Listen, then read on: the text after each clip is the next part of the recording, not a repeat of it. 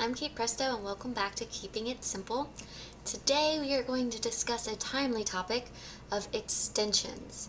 So the tax deadline's coming up, and if you haven't filed or if you don't think you can make the deadline, I'm going to tell you what you have to do today to file an extension.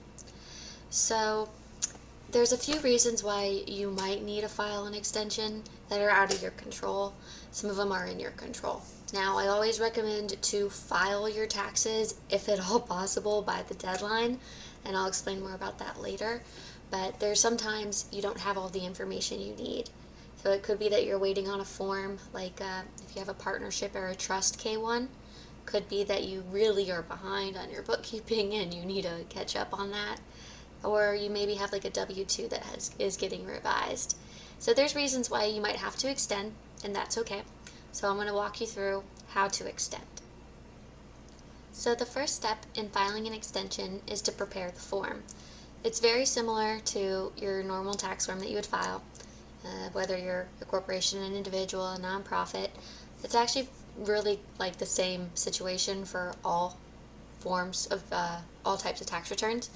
So for individuals, it would be what we call a 1040 EXT, and that stands for extension.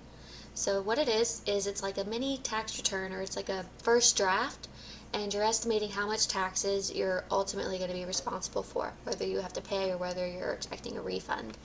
It's just a first draft.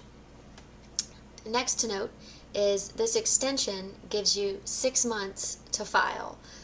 Now, like I said, it's the same for every company, or same for every type of return, so it's always 6 months. So for example, nonprofits, their tax returns are due on May 15th.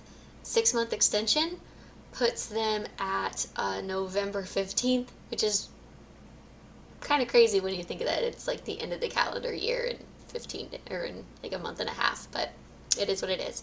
For individuals, that's obviously October 15th. So just keep in mind you have 6 months to file, get all your documents, prepare your final return, and file.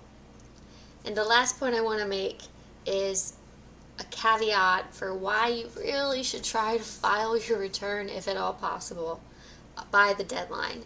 Because filing an extension is an extension to file the return. It's not an extension to pay. So if you're going to owe any taxes, it's still due by the original due date. For individuals, that's April 15th. So you need to prep whatever you expect to have to pay, or if you think you might end up owing, send in a little bit of money just in case, because you'll get charged penalties and interest if you end up owing and you don't pay it by April 15th. So to recap, for individuals, you need to file a 1040 EXT to extend filing your return. That will give you another 6 months to finalize the return, which would put you at October 15th is your new due date. Regardless, you have to pay any balances due by April 15th, which you can send along when you file the extension, whether it's electronically or a paper check and you're mailing it in. But since you have to do that, I highly stress that if it's at all possible, file your final return by April 15th. I hope you found this video useful. So if you need to file an extension, you know the simple steps. If you have any friends or family that need to file an extension, feel free to forward this along. I would appreciate that. And if you'd like more content like this from me, please be sure to sign up for my newsletter.